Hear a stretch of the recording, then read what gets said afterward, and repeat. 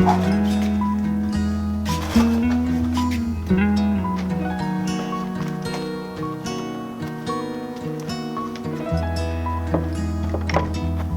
everyone, and welcome back to the channel and to another video from up here in the woods. I'm going to be camping over tonight on my own in the woodshed.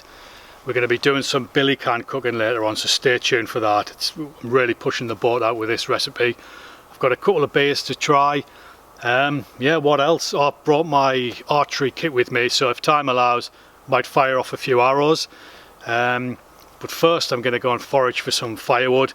On my back I've got the Swedish LK35 frame. Now I've been using this over the past couple of weeks to collect firewood, and it is brilliant. You just kind of chop all your wood, load it up on the back, and you just have to do one trip back to camp. So yeah, let's crack on.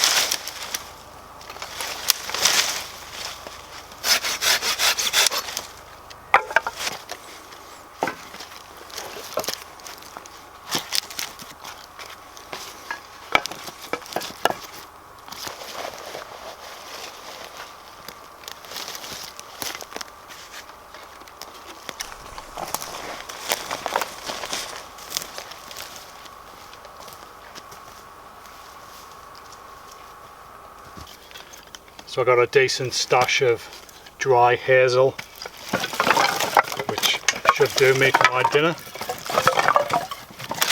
But I'm going to head back out where I know there's a fairly dry fallen pine, and see if I can harvest some of that for later on. So I'll use this to get me dinner on the go, and then I'll want a bit of warmth for the evening, I think, because it's starting to get a little bit chilly now that we're into September. So there's a pine trunk in here.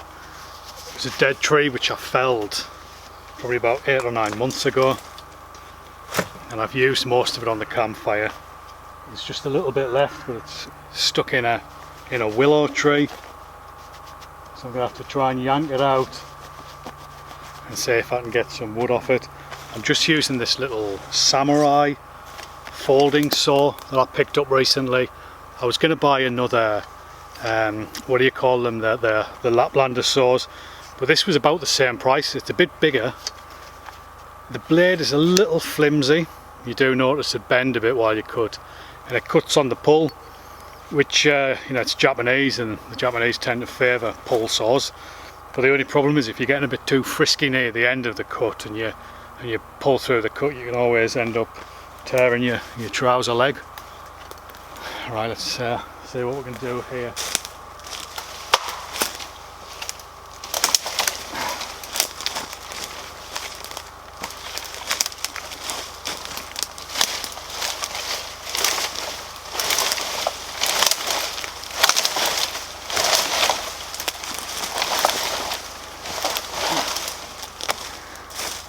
Whew. Should be able to get a bit more off there.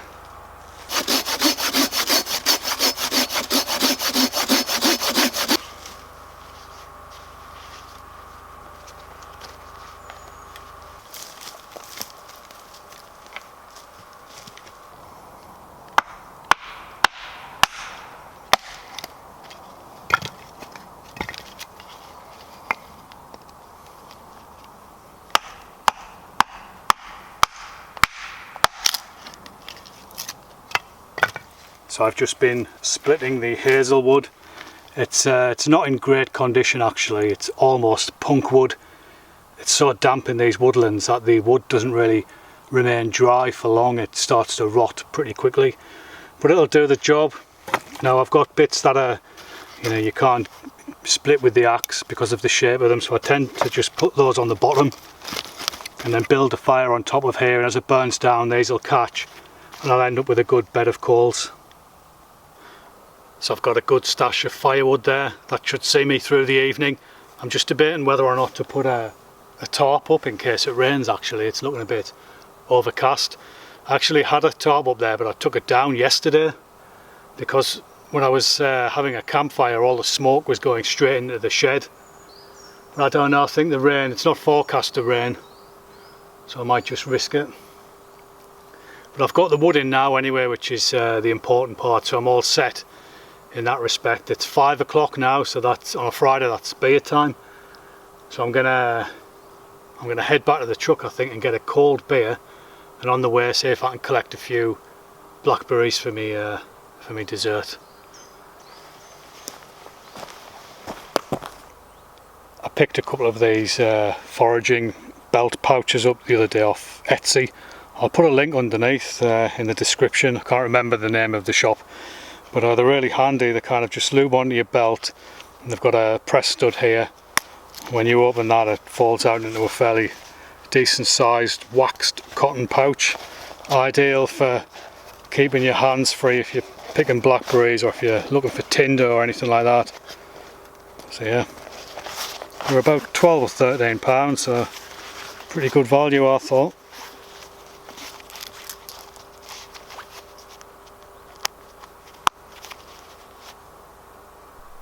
So there's a fair few blackberries starting to ripen in the woods. I think Trish has been round and she got about 1 kilogram's worth last weekend of all the good ones. But there's still a few plump ones that are ripe and ready to pick.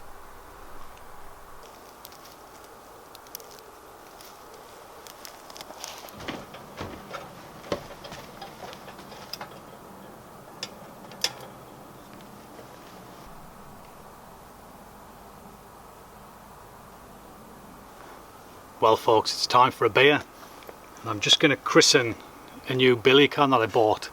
I wanted to buy another one for a trip that we've got up and coming in the next week, actually, back up to Scotland in the canoe. And I'm looking for I wanted a bowl basically to eat hot food out of, and I found if you put hot food in a plastic plate, trying to hold it in your hand or put it on your lap, it was kind of doing me head in. And I found a lot of the stuff that I've been using, the bowls are plastic and they seem to get greasy and they hang on to the flavours of foods and stuff. So I thought, you know what, I'm going to get another Billycan and I'm going to use it as a bowl. You know, you can get curry in there, you can get stew in there, you can get a soup in there. You can hold it like that so it's not going to burn your legs or burn your hand. You can just eat straight out of it, so they're ideal for that. But every time I buy a Billycan, you have to christen it somehow, and this one's getting christened with a bottle of Nuki Brown. It's been quite a while since I've had one of these.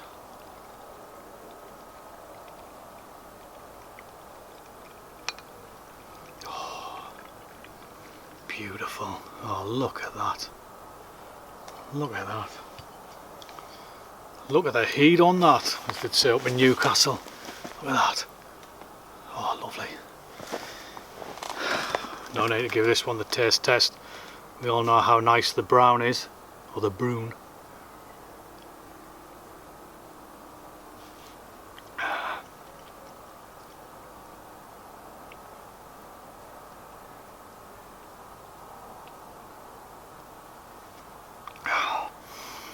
And the best thing about using these to drink beer out of, you can just put the lid back on and stop the flies and other insects getting in. I'm just going to hang it on my utensils rack here so I don't accidentally knock it over, because that would be criminal.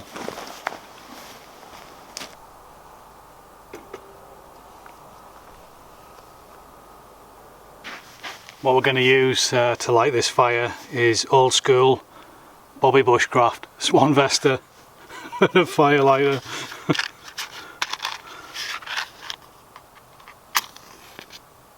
Oh god. Tell you what, Swan Vestas, I mean, look at the size of that. It's ridiculous. As soon as you light it, you start burning your thumb.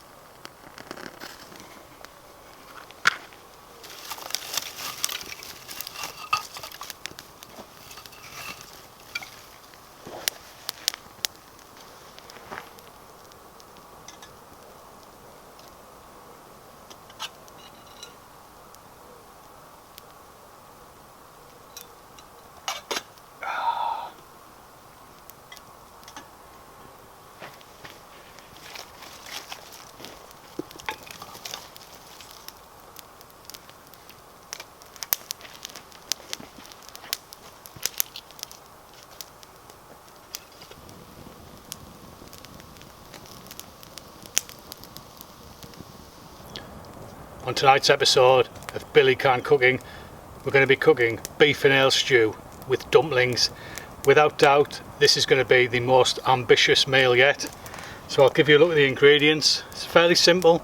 We've got one small onion. I've got some of that mixed veg that went in the Mountain Man noodles. I've got a thin cut beef sirloin steak. And then I've got 4 very small pre-made dumplings in here. And I've got my little spice rocket. I'll just be putting some salt and pepper in. And yeah, we're going to see how it turns out. Now the beer I'm going to be using is Yorkshire Bitter. I think this is made by Black Sheep Brewery, especially for Sainsbury's. So we'll probably put about half a bottle in. Now you've just got to bear in mind that the Billycan is quite small, so that's why the ingredients is pretty limited. So I'll just be using the old bushcraft store Billycan. I'll probably just wait till these flames die down a bit, and I'm going to just hang that using the TJM Metalworks fire anchor hook. So yeah, I hope it turns out well. So we're just going to quickly prep the food here. There's the trusty old Billycan. What I'm going to do then is just pop in a touch of oil, because we'll fry off the onion and the meat first, I think. So we'll just put that to one side and we'll chop the onion. Now, to make up for the lack of bushcraft when it comes to lighting the fire, I'm going to chop this onion with my axe, but first I'm going to peel it.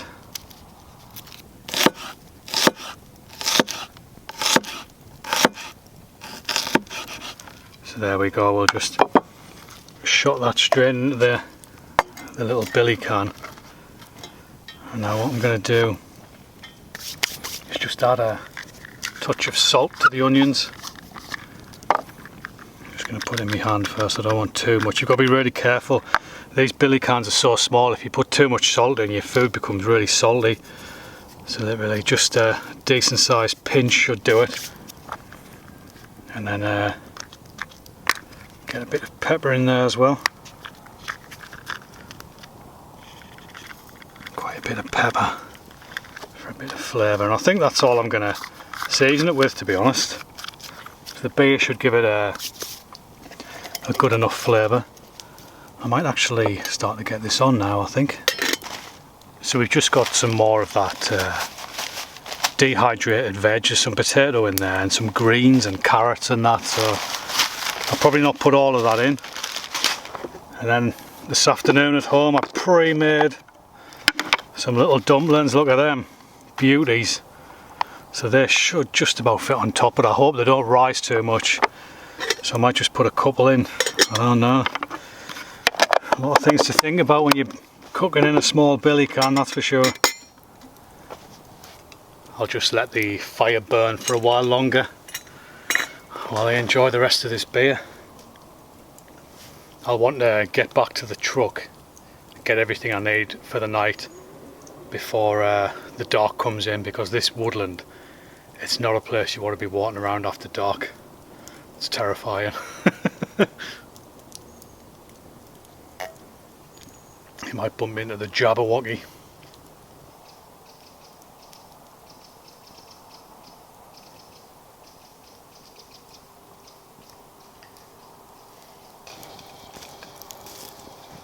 So I've got the Billycan over the fire here, folks. Onions are just starting to sizzle away there.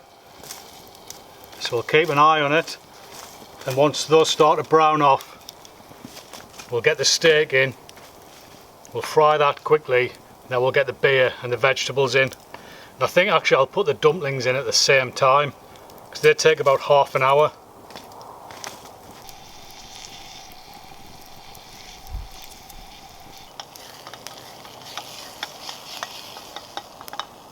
Well folks, the meat is browned off. The onions are nice and soft. So we're going to get the entire ingredients in here, I think. So I'm going to put in a bit of veg, not too much. Just going to sprinkle in some of this dehydrated veg. That'll give us some vitamins, some minerals. That should do it, I think. And then we'll pop open the Yorkshire bitter. Now this might fizz up a little bit, I think. How hot's that handle? Hot. Get the glove on. So we'll just kind of try and pour this in without too much fizz.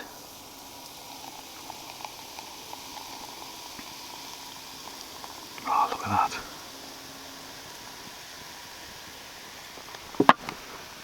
You'd almost take a drink, couldn't you? Just give it a bit of a stir. Let some of them bubbles die down.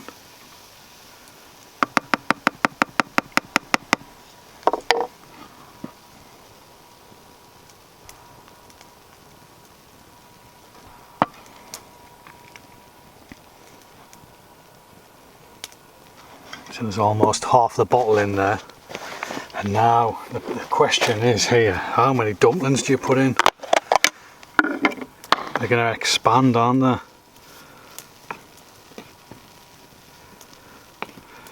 I need to make an executive decision here.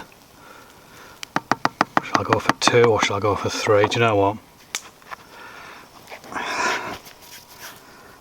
1, 2. They just seem to be sinking straight down. 3,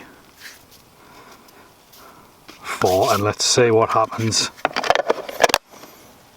They're definitely going to expand, I think, in the heat. So we'll put the lid on, keep the moisture in, and we'll get them back on.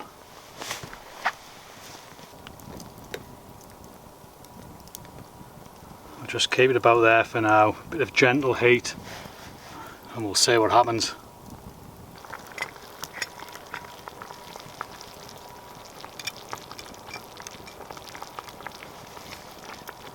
There we are, folks, look at that. Those dumplings are rising quite nicely.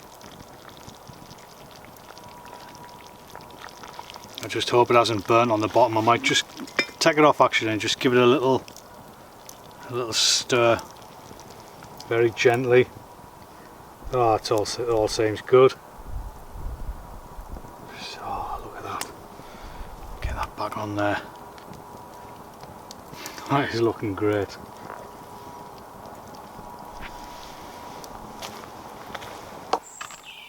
Right, folks, I've just taken this off the heat.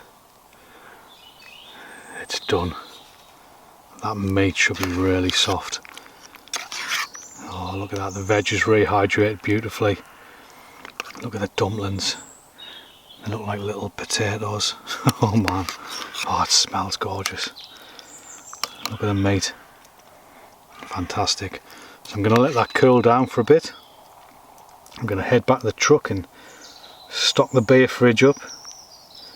I'll come back and I'll eat this.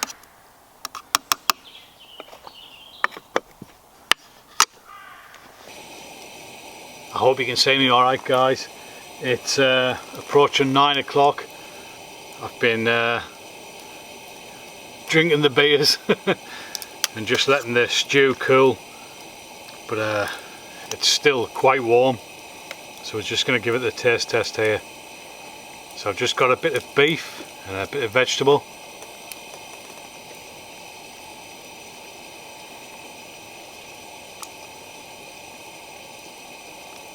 Oh man, that's good. There's a bit of dumpling on the go here.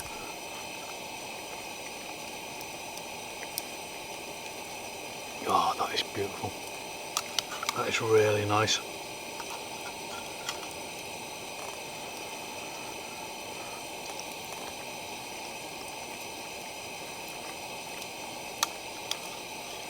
The steak is nice and tender. The vegetables have rehydrated pretty well.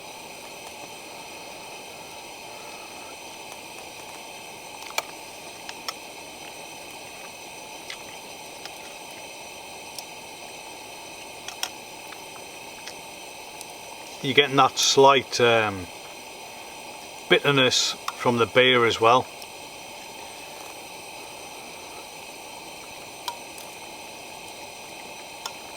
Oh, beautiful.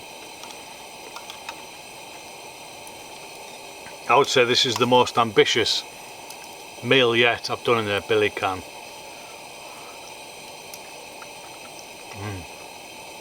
Probably one of the best. Well folks, it's about 10:30 now. I've got the bed set up, just using a lightweight sleeping bag. It's not going to get much below about 11 degrees tonight, so this will be fine. I've got quite a bit of beer left, so I'm going to drink that. So tomorrow, hopefully if the rain stays off, I'll get another campfire going and we'll do some more campfire cooking. So until then, good night.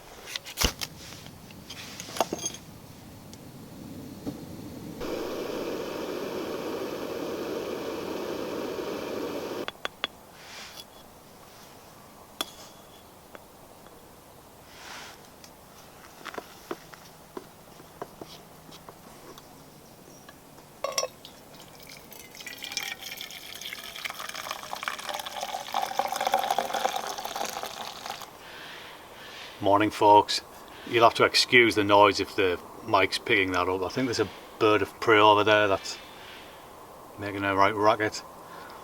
So yeah, I got up this morning. Actually last night I got into bed at 10:30 and I got out at 9, so I've had a proper solid sleep. Just put the tarp up here because there was a little bit of drizzle coming in, and I'm really hungry actually. My Billycan meal last night was tasty, but it was nowhere near enough. I could have eaten 2 of them, I think. So I'm going to get the fire back on and cook up some bacon and eggs. And I'm going to be using the Finnish wilderness pan, which I've got over here. Now I noticed the place where I bought this from, Woodland Ways, they don't sell them anymore. Or they haven't had them in stock now for quite a while. So yeah, I'm glad I got mine when I did. And I'm going to be using another product from TJM Metalworks here that I bought about a month ago actually. I use it all the time up in the woods. It's just a mini folding fire grill. It's made out of the usual high quality steel or iron, whatever it is. Steel, I'm guessing. I think it's 35 centimeters long and 17 centimeters wide. Just give you a closer look at it. It's really nice actually, and it falls flat like that, so you can get it stored in your pack easy enough. And if you want to, you can actually remove the legs. They're just, if you lift it up that way, the legs come off and you can just, you know, take the grill or use the grill on and so on. But I usually just cook steaks on here, but it's also a really nice platform for pots and pans as well, so I'm going to be using that. I'm going to drink this coffee I think, and then get the fire on because I'm so hungry.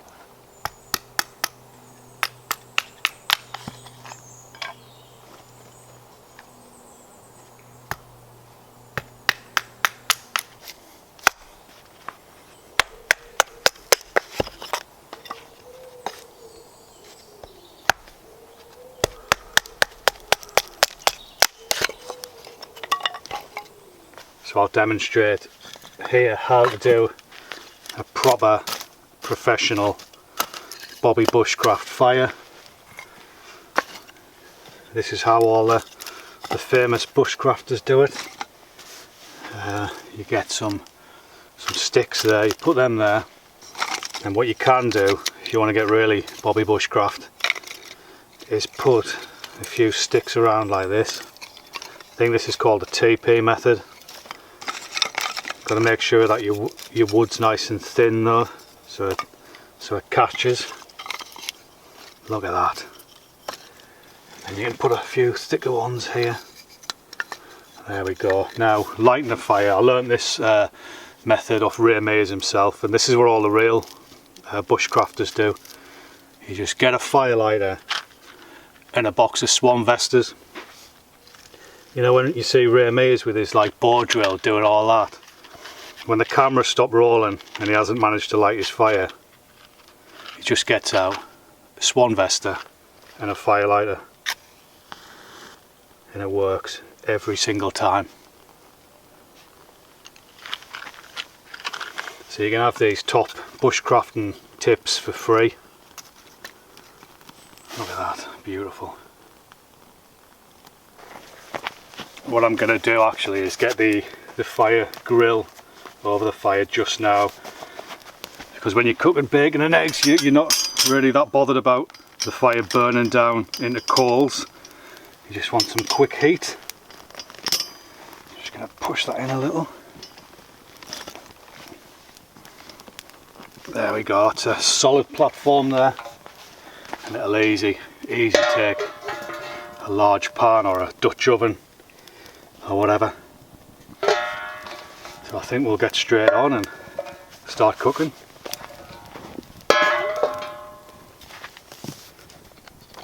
Just get a bit of oil in there. Now I've got some Finnebrogue naked bacon here, which is smoked, and it doesn't have any nitrates in it, so it doesn't have that much of a shelf life. You're not getting all the nasty stuff.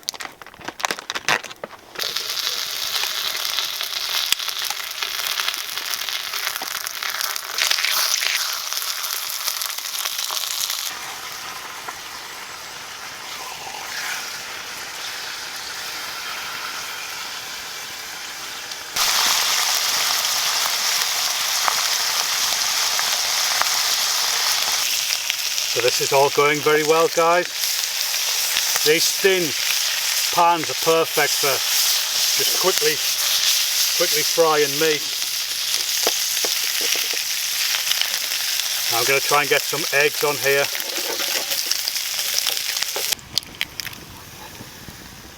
A few eggs in. These are small eggs, so I think I might have to go for 3.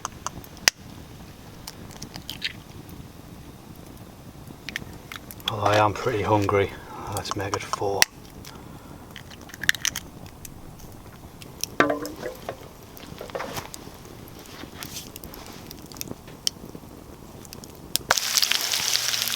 Well folks, that's looking good. Just got to keep on top of the eggs and just make sure they don't stick to the pan. The pan's so thin it really does conduct heat. But that is looking good to me. Well folks, that's that. I flipped the eggs there just to make sure the top was done. But perfect. Now the great thing about these pans is that you don't really need to use a plate. Just eat straight from the pan.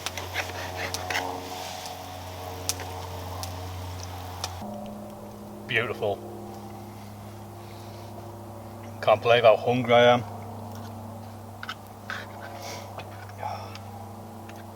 Could have really done with a kebab last night before I went to bed.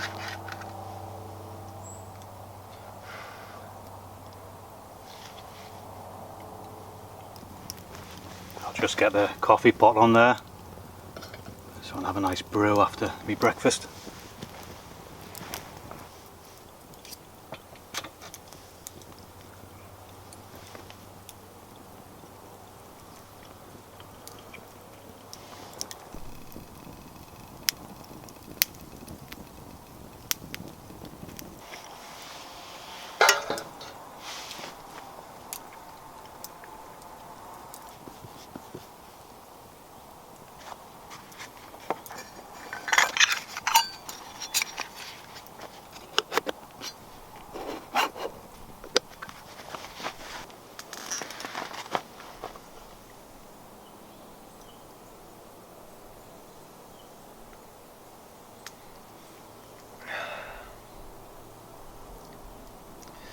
Well folks, that breakfast was divine, and I don't often use the word divine, especially not to describe bacon and eggs, but that was truly heavenly. So I'm just going to finish this Billycan brew, and I'm probably going to get the archery kit out for a bit of practice before I head back.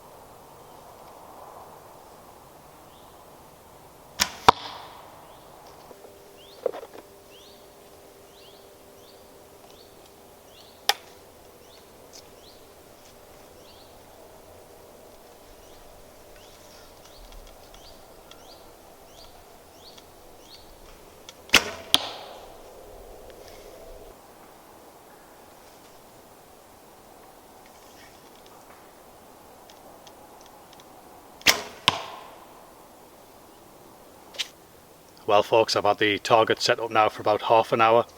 I'm about 30 metres away from it. I'll just give you a quick look at the bow that I use. This is an entry level recurve bow, not very expensive. I think it costs about £70, and its draw weight is £30. And what I mean by that is, you know, to pull it back, the power in it is £30. Not ideal for hunting with, although you can't legally hunt with a bow in the UK. You'll need something upwards of probably around £50, I would have thought. But this bow is perfect for just shooting all afternoon. And I'm using cheap carbon fibre arrows.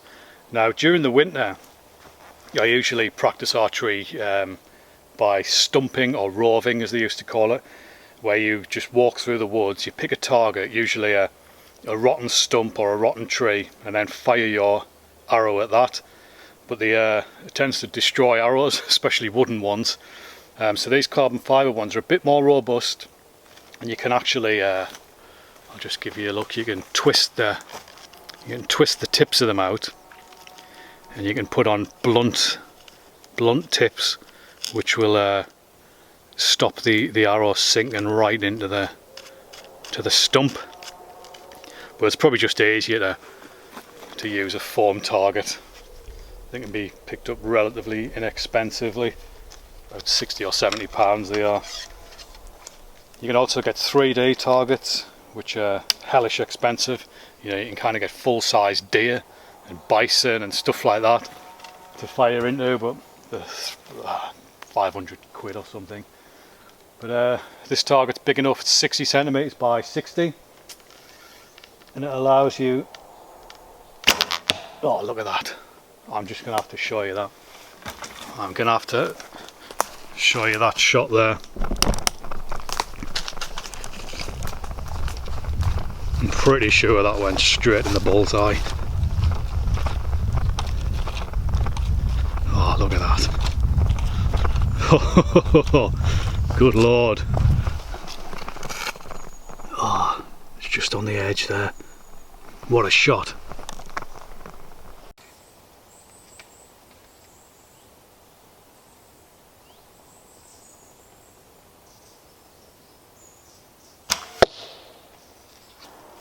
So I'm probably about 40 metres away from the target here, and I'm just going to practice shooting between trees.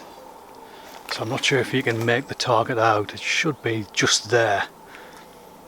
And I'm going to be shooting through this gap in the trees. I'm probably just aiming to actually hit the target, but anything special will be a bonus.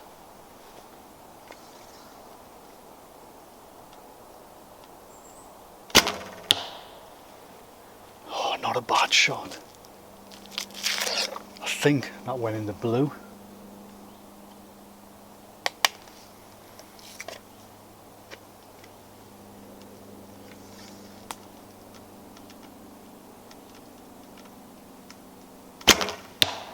Oh, that went in the red. There's a plane going overhead. Shall I try and shoot it down? So we've had 3 decent shots there, guys. Let's see if we can get it in the yellow.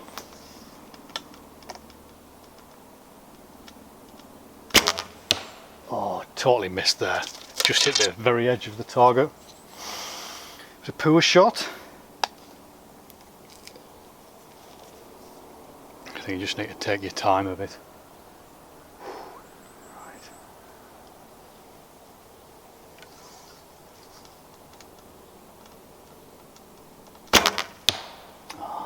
Another poor shot. Last arrow. We are at quite a distance here and shooting between objects, so it's not easy.